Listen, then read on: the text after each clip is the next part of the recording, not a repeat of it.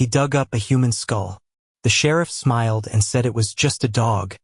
Looking him straight in the eye, Elias froze, his hands gripping the mud-slicked handle of the spade until his knuckles turned the color of old parchment.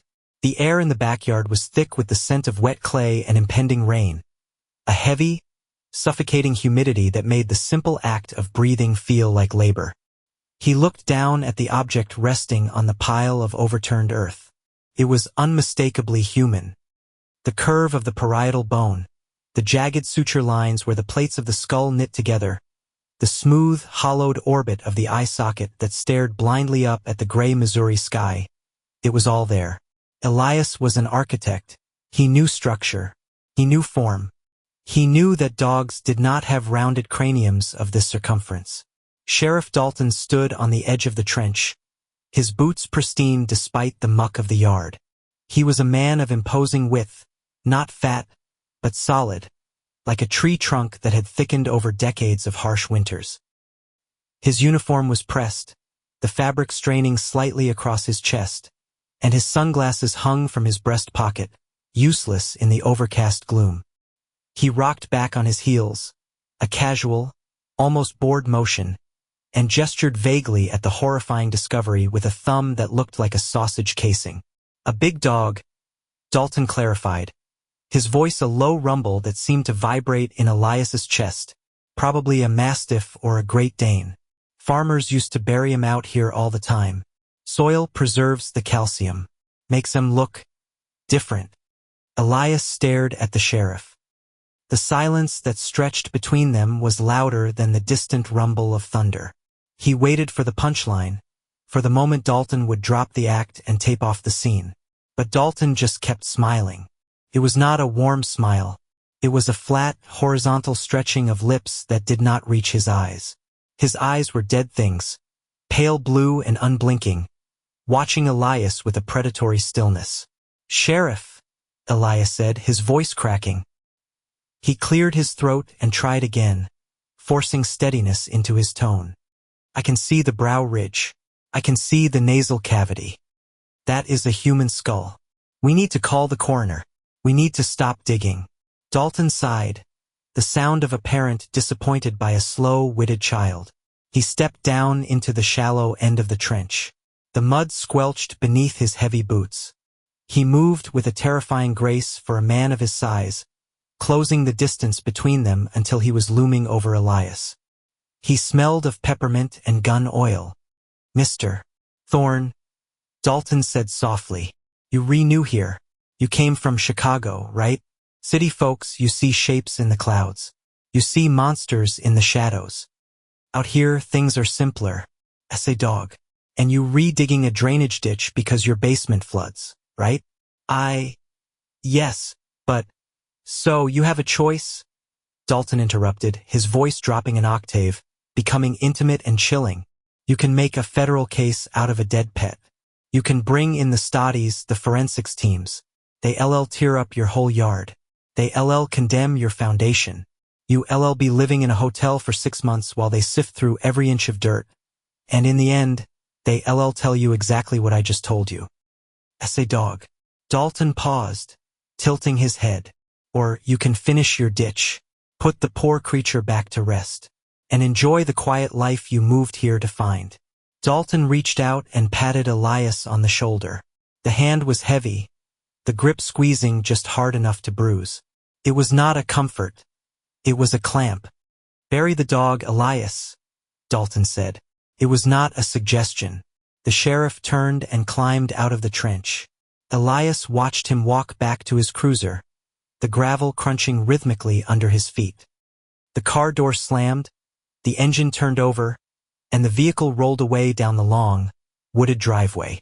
Elias stood alone in the silence. His heart hammered against his ribs like a trapped bird. He looked down at the skull. The rain began to fall, fat, cold drops that splattered against the bone, washing away a layer of dirt to reveal the yellowish-white surface beneath. He felt a wave of nausea. He knew what he was seeing. He also knew that the sheriff knew. The lie was so transparent it was almost insulting, but the threat behind it was opaque and massive. Elias looked at the house, his sanctuary. He had spent his savings on this place, a fixer-upper on 4 acres of isolation. He wanted peace. He wanted to escape the noise and the pressure of the firm. Now, the silence of the woods felt hostile. The trees seemed to lean in, witnessing his hesitation. He gripped the shovel. The rational part of his brain screamed at him to run, to get in his car and drive until he hit the state line. But the stubbornness that made him a good architect, the obsession with detail and truth, anchored him. He could not just cover it up. That was a person. Someone had died, and someone had hidden them here. He crouched down, his knees sinking into the wet earth. With trembling hands, he reached out and touched the skull. It was cold and hard. He carefully worked a smaller bone loose from the compacted soil near where the neck would have been, a cervical vertebra. It was small, distinct. He slipped it into his pocket. Then, he stood up and began to shovel the dirt back into the hole. He covered the skull. He covered the truth. He smoothed the earth over until it looked like a mundane construction project abandoned for the rain. He went inside, locking the back door and engaging the deadbolt. He went straight to the kitchen sink and washed the vertebra, scrubbing it with dish soap until the mud swirled down the drain. He dried it with a paper towel and set it on the counter. It sat there, an accusation in calcium. He needed proof. He could not trust the local law, that much was violently clear. He grabbed his phone and searched for private forensic labs in St. Louis. He found one that accepted anonymous samples for DNA testing. He found a small cardboard box, packed the bone in bubble wrap, and printed a label. He would mail it from the next town over. He would bypass Dalton. He would get the results, and then he would go to the FBI. It was a solid plan. It was a rational plan. But as he taped the box shut, the lights in the house flickered. Just once. A brief interruption in the current, plunging the kitchen into gray twilight before buzzing back to life. Elias looked out the window. The driveway was empty. The woods were still. But the hair on the back of his neck stood up, prickling with an ancient, instinctive warning. He was not alone. Not really. The eyes that had watched him from the sheriff's face were gone. But the gaze remained. The decline was not sudden. It was a slow, grinding erosion of his reality. 2 days after the discovery, Elias drove 30 miles to the post office in crumbling Ravenswood, a town that seemed to consist entirely of peeling paint and rusted siding. He wore a baseball cap pulled low and paid for the postage in cash. The clerk, a woman with hair the color of cigarette ash and skin like dried leather, weighed the package without looking at him. But as he turned to leave, he felt her eyes on his back. When he glanced at the reflection in the glass door, she was not sorting the mail. She was watching him, her hand hovering over the landline telephone on the counter. He told himself he was paranoid. He told himself that guilt and fear were making him imagine connections where there were none. He checked the tracking number every hour. For the first day, it moved. Accepted at Ravenswood. Departed regional facility. Then silence. On the 3rd day, the status changed to a red exclamation mark. Exception. Package lost in transit. Elias called the carrier. He spent 40 minutes on hold, listening to synthesized jazz that grated on his nerves like sandpaper.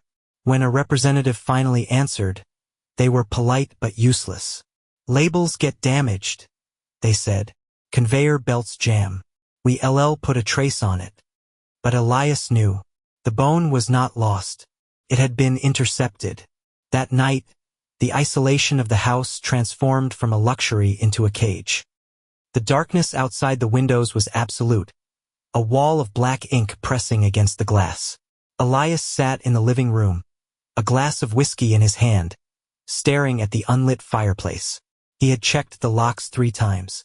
He had wedged a chair under the doorknob of the front door. He fell asleep on the couch, fitful and restless, dreaming of soil filling his mouth, of roots wrapping around his ankles and pulling him down into the cold earth. He woke to the sound of a door slamming. Elias bolted upright, the whiskey glass tumbling from his lap and shattering on the hardwood floor. The house was silent.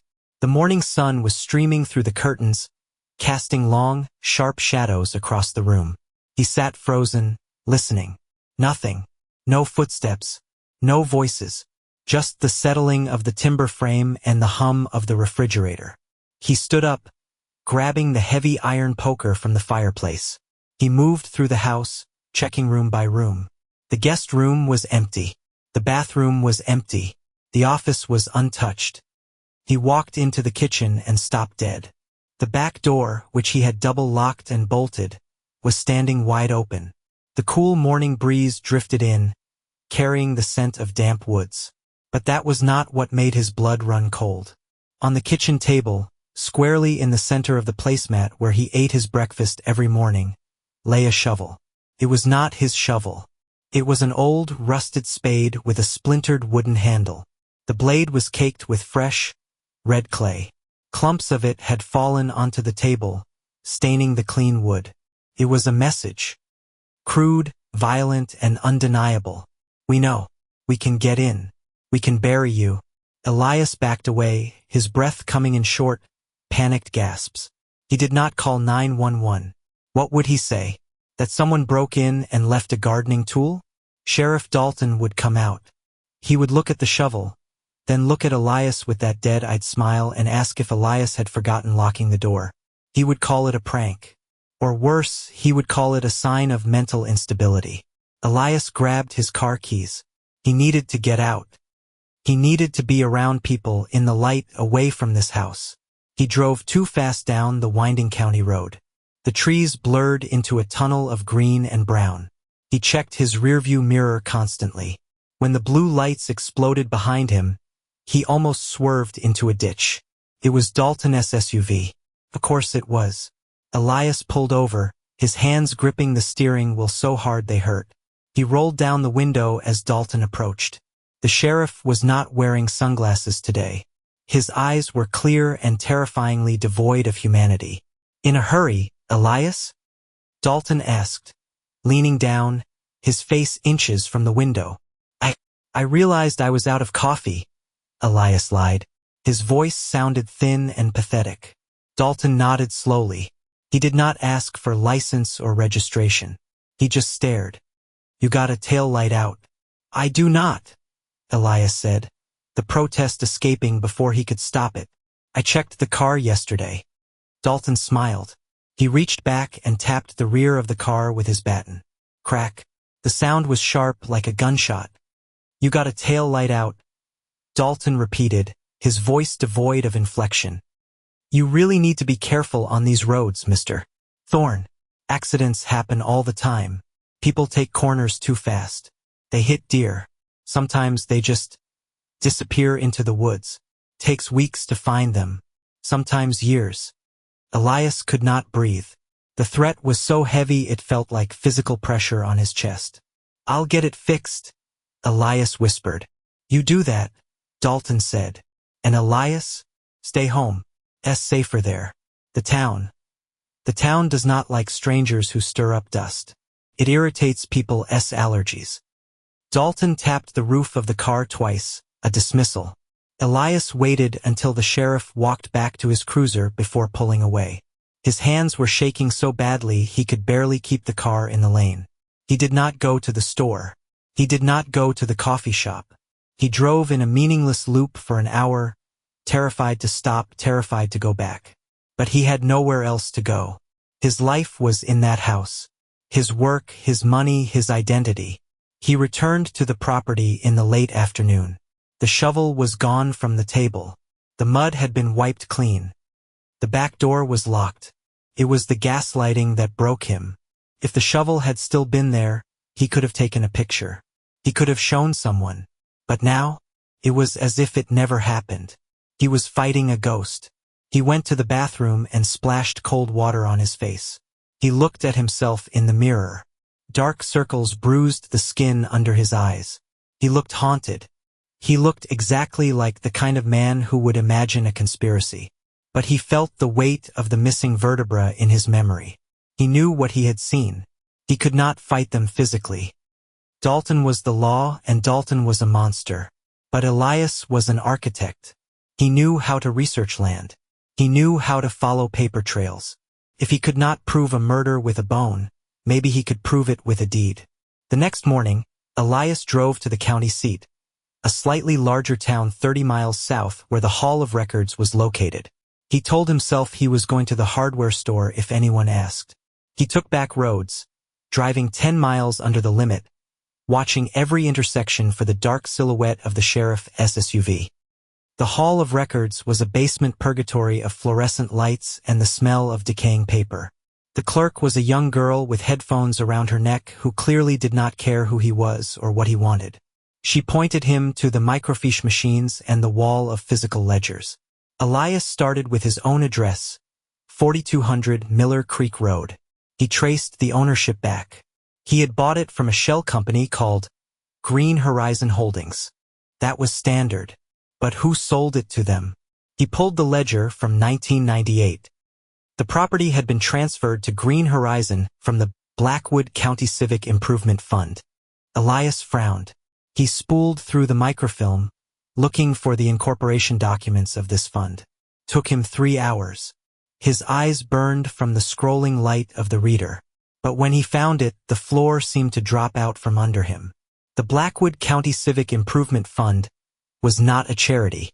The board of directors listed on the 1985 charter included 3 names. One was a former mayor who had died in prison for embezzlement. The other 2 were familiar surnames in the area. One was Dalton, Sheriff Dalton's father. Elias kept digging, feverish now. He cross-referenced the property boundaries. The plot he lived on had not been a farm. In the 1970s, it was listed as an overflow annex for the county impound lot, though it was miles from the station. Before that, it was just undeveloped woods owned by the Sheriff's Department Benevolent Association. He sat back, the realization hitting him with the force of a physical blow. It was not a mistake. It was not one murder. The land, his home, had been in the hands of the police department's inner circle for 50 years. They did not sell it to him because they needed the money. They sold it because the old generation had died out or retired, and the shell company needed to liquidate assets. They probably thought the secrets were buried deep enough. They did not count on a city architect deciding to dig a drainage ditch in the exact spot where the soil was softest. The privacy fence Elias wanted to build? He was effectively excavating a graveyard. A graveyard for everyone the Blackwood police had wanted to disappear for half a century. Drifters, informants, criminals who would not pay, maybe even honest people who saw too much. The bone he found was not an anomaly. It was part of the foundation. Find what you were looking for? Elias jumped, spinning around in the chair. The young clerk was gone. Standing at the end of the aisle of filing cabinets was a deputy. He looked young, barely 25, with acne scars on his chin. But his hand was resting on his holstered weapon. Just looking up property lines, Elias stammered, thinking about building a garage. The deputy stared at him. He did not blink. Sheriff Dalton heard you were in town. Wanted to make sure you were not having any more car trouble. No trouble, Elias said, gathering his things. His hands shook so badly he dropped his car keys. The sound echoed like a gunshot in the quiet room. Good, the deputy said. We look out for our own here. You should go home, Mr. Thorne. It's going to rain again. Elias walked past him. He felt the deputy's gaze like a laser on his spine. He got into his car and drove. He did not go home immediately. He stopped at a gas station and threw up in the trash can. He was trapped. If he went to the FBI now, what did he have? A lost package and a deed history that showed police ownership. It was suspicious, but it was not proof of murder. And in the time it would take to get an investigation started, Dalton would know. Dalton already knew. He needed a witness. He needed someone who had lived there. He thought of Mr. Henderson. Mr. Henderson lived on the adjacent lot, about a quarter mile through the woods. He was an old man, nearly 80, who spent his days whittling on his porch.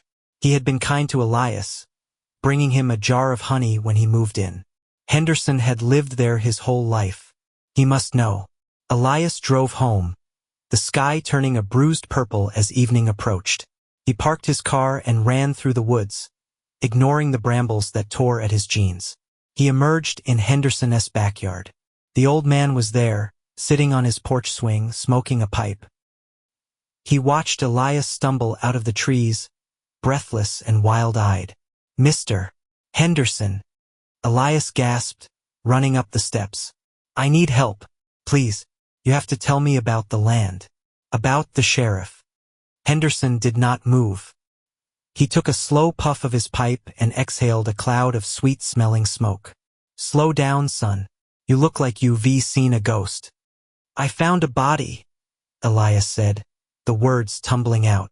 "In my yard. The sheriff, he threatened me. I looked at the records. The police owned that land for decades. You've been here. You must have seen them. You must have seen them burying things at night." Elias grabbed the porch railing. "They gonna kill me, Mr. Henderson. I know it.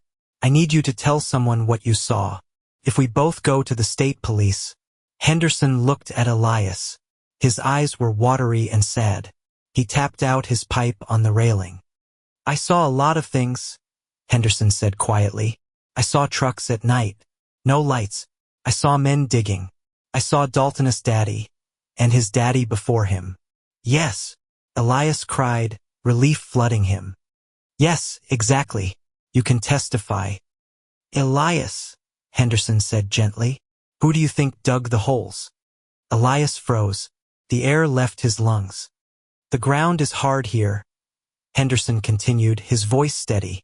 "Clay and rock. City boys do not know how to dig. Officers do not like to blister their hands. They needed someone with a backhoe. Someone who knew the land." Henderson stood up slowly. He was not frail. He was sturdy. He walked over to a tarp covering a pile of supplies near the door. He pulled it back. Underneath were 6 bags of quick-set concrete. "The sheriff called me about an hour ago," Henderson said. "Said you had a drainage problem. Said you were digging where you should not.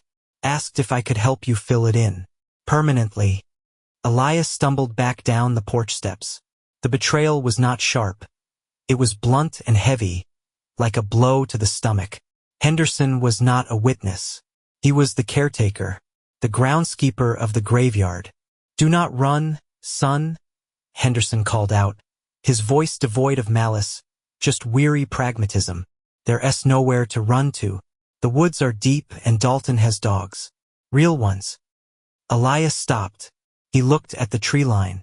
The shadows were stretching, merging into a single impenetrable darkness. He realized then the sheer scale of the machine he was up against. It was not a corrupt cop. It was an ecosystem. The sheriff, the clerk, the neighbor, the post office. They were all roots of the same twisted tree, fed by the same blood in the soil. A cruiser pulled into Henderson's driveway. No siren, just the crunch of gravel. Sheriff Dalton stepped out. He was holding a folder. He walked up the driveway, nodding to Henderson. "Evening, Bill," Dalton said. "Sheriff," Henderson replied. Dalton turned to Elias. He did not draw his gun. He did not need to.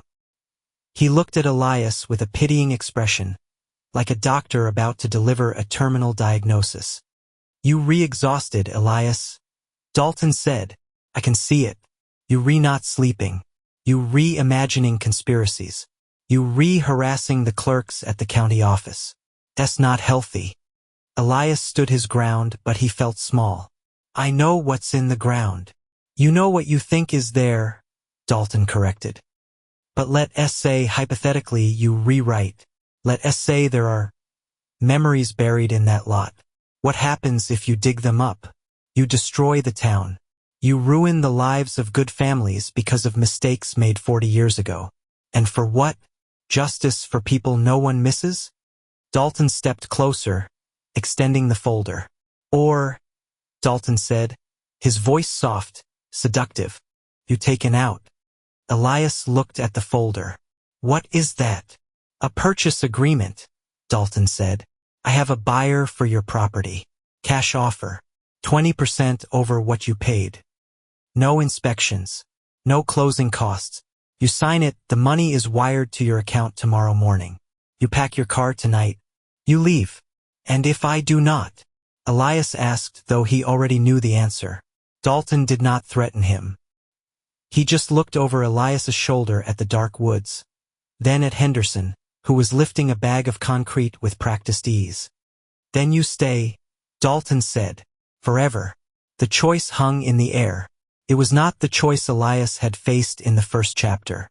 That was a choice between bravery and cowardice. This was a choice between survival and extinction. He looked at the folder. He thought of his life in the city, the boring, safe, lonely life he had tried to escape. He thought of the skull in the mud. He realized with a sickening clarity that he was not the hero of this story. He was just a witness who had wandered onto the stage. Heroes have power. Heroes have allies. Elias had nothing but a shovel and a truth that no one wanted to hear. He reached out and took the folder. His hands were shaking, but he opened it. The number on the check was significant. It was enough to start over. Enough to buy silence. Do I need a pen? Elias asked, his voice dead. Dalton smiled. It was the first genuine smile Elias had seen on him.